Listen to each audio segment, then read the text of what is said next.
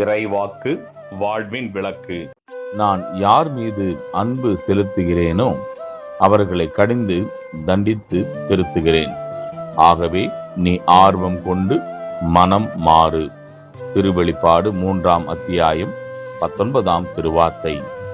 சுருக்க விளக்கம்: உண்மையாக, நீதியாக, நேர்மையாக நடக்கும்போது எதிர்ப்படும் தோல்விகள், எதிர்ப்புகள், பொறாமைகள், மேல் அதிகாரிகளிடத்தில் தவறான சித்தரிப்புகள் போன்ற சோதனைகளை தாண்டி செல்ல அழைக்கப்படுகின்றோம்.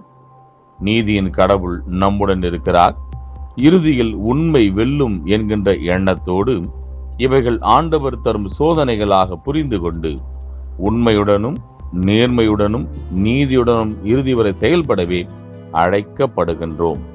முயற்சி செய்வோம். ஆமேன்.